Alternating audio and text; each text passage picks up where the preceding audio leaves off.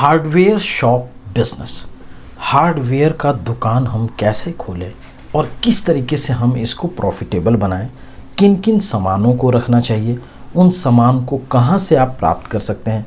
अगर आपके पास शुरुआती पूंजी नहीं है, यानी कि आपके पास उतना इन्वेस्टमेंट नहीं है, तो आप उस पैसे को कहां से प्राप्त कर सकते हैं। क्या भारत सरकार कोई लोन वगैरह दे भी रही है कि नहीं, उसको आप कैसे ले सकते हैं। अगर सही तरीका आपने अपनाया तो वो आपको मिल भी जाएगा। 90% लोगों को नहीं मिलता है क्योंकि वो गलत प्रोसीजर अपनाते हैं, गलत तरीके से अप्रोच करते हैं।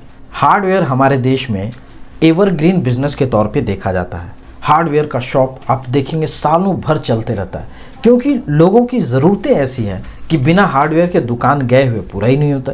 कुछ ना कुछ लगा ही रहेगा। आपके घर में भी कुछ ना कुछ छोटा मोटा प्रॉब्लम जो कुछ भी होता होगा, उसके लिए आप सीधा हार्डवेयर स्टोर जाते होंगे। गेट का कुंडी टूट गया, किचन का नल टूट गया, वॉशरूम का सिंक टूट गया, कुछ भी प्रॉब्लम हुआ आप सीधा हार्डवेयर स्टोर में आप पहुंचते हैं।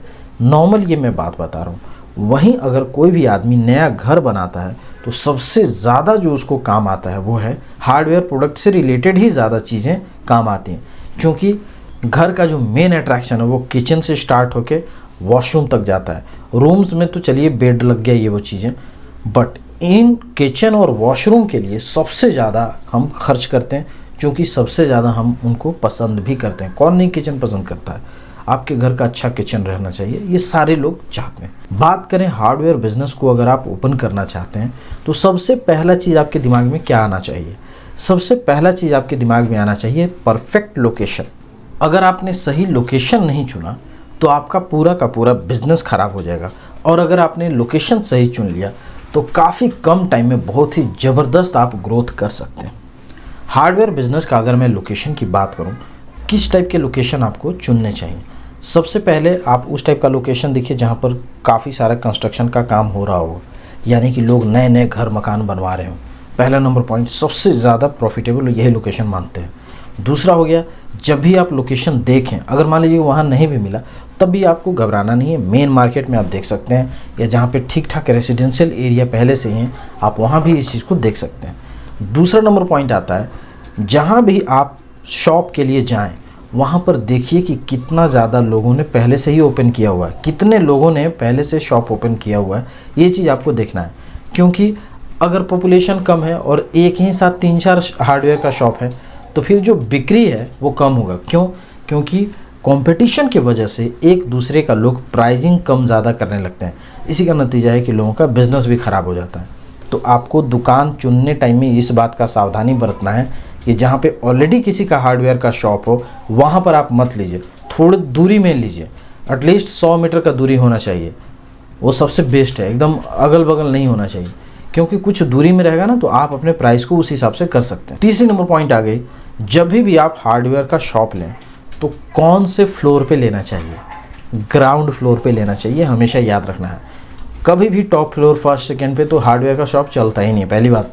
दूसरी बात, ग्राउंड फ्लोर पे अगर आप रहेगा, ग्राउंड फ्लोर पर अगर आपका शॉप रहेगा और आगे में कुछ स्पेस तो होता ही है जनरली शॉप के आगे में, आप उस स्पेस को बहुत आराम से यूज़ कर सकते हैं। जैसे पाइप रखने के लिए हो गया, या आपके लोग आएंगे तो वहाँ पे आप बेंच लगा सकते हैं, या पार्किंग के लिए आप यूज़ कर सकते हैं, या अपना माल उतरवाने के लिए यूज़ कर सकते हैं। सारा काम के लिए आपके लिए सबसे बेस्ट लोकेशन ग्राउंड ही माना जाएगा। तो हमेशा ही ग्राउंड फ्लोर पे ही लोकेशन आपको देखना चाहिए। लोकेशन पे मैंने इतना फोकस क्यों किया, क्योंकि हार्डवेयर का बिज़नेस का सबसे बड़ा जो मार्केटिंग का सोर्स होता है वो होता है लोकेशन। अगर आपने अच्छा लोकेशन लिया तो आपका बिज़नेस चल निकलेगा, अदरवाइज़ नहीं चलेगा। वैसे हार्डवेयर का काम ऐसा है कि जनरली बिजनेस चलता है। नेक्स्ट इसमें आता है कि कितना एरिया चाहिए होगा। तो आप मेरे हिसाब से 10 बाई 10 का स्पेस में भी काम कर सकते हैं।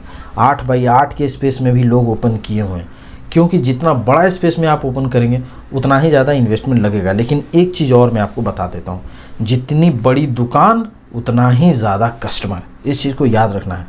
किसी भी मार्केट में जिसका भी स्पेसिफिक प्रोडक्ट से रिलेटेड उसका दुकान बड़ा है तो पब्लिक सबसे पहले वहीं जाना चाहती है, क्योंकि दिमाग में इंप्रेशन है ना कि इसका दुकान बड़ा है, यानी कि लगभग इसके यहाँ प्रोडक्ट मिल जाएगा। दूसरा नंबर पॉइंट, डिस्काउंट दे देगा, और ये होता है।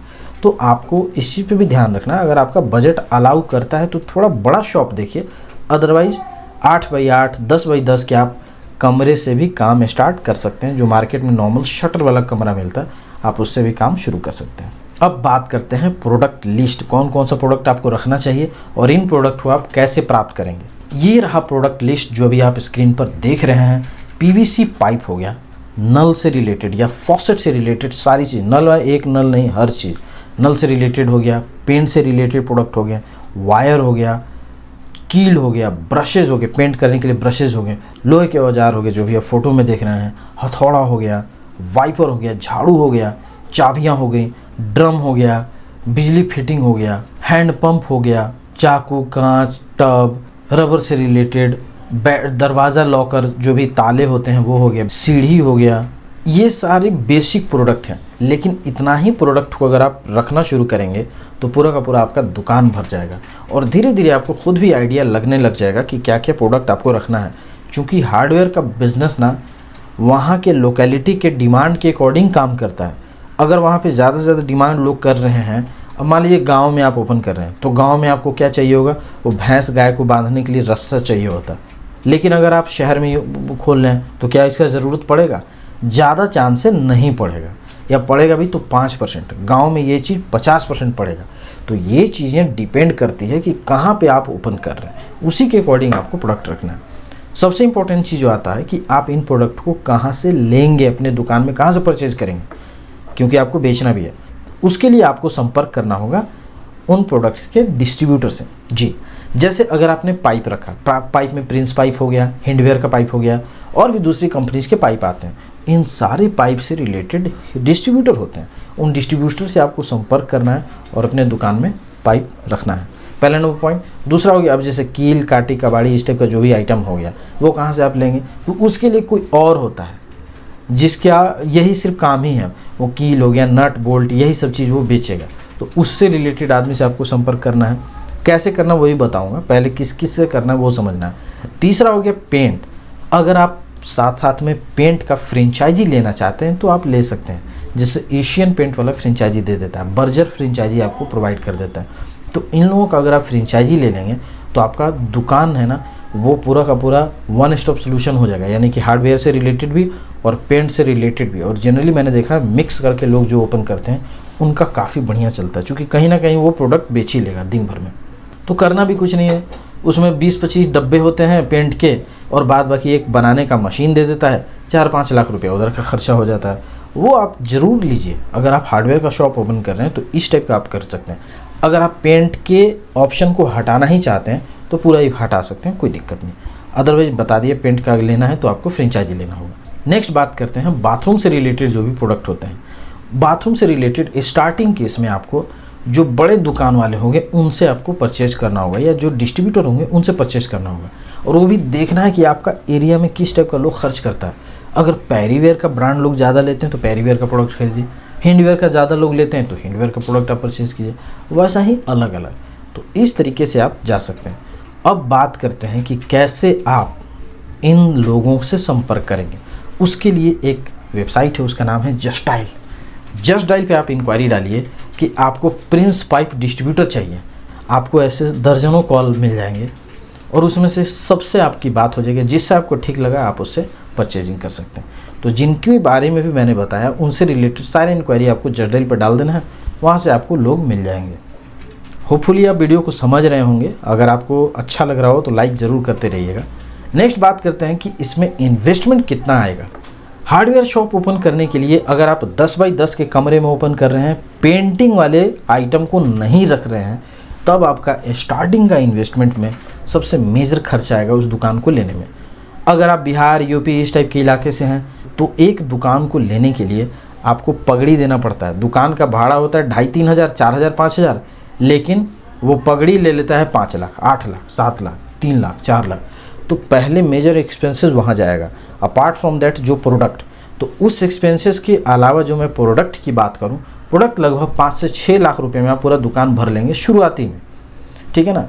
बहुत भारी भारी सामान धीरे धीरे रखते हैं, एक ही बार में अगर आप रखना चाहते हैं तो आपके ऊपर है। अगर आपके पास पूंजी है तो आप कर सकते हैं।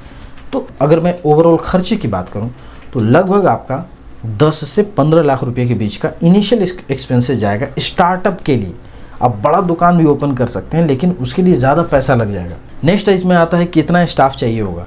जनरली 1 से 2 स्टाफ काफ़ी होता है, एक स्टाफ भी आप शुरू में रख के काम कीजिए और खुद भी आप सामान निकालने का काम करें। एक छोटा मोटा कंप्यूटर रखना है तो आप रख सकते हो, अदरवाइज उसका जनरली ज़रूरत पड़ता नहीं है। अगर आपके पास 10 लाख 15 लाख रुपये का इन्वेस्टमेंट नहीं है तो भारत सरकार का एक स्कीम है, उसका नाम है मुद्रा लोन स्कीम। इस स्कीम के तहत आप 10 लाख रुपए तक का बिजनेस के लिए लोन ले सकते हैं, जो कि फुल्ली अनसिक्योर्ड होता है।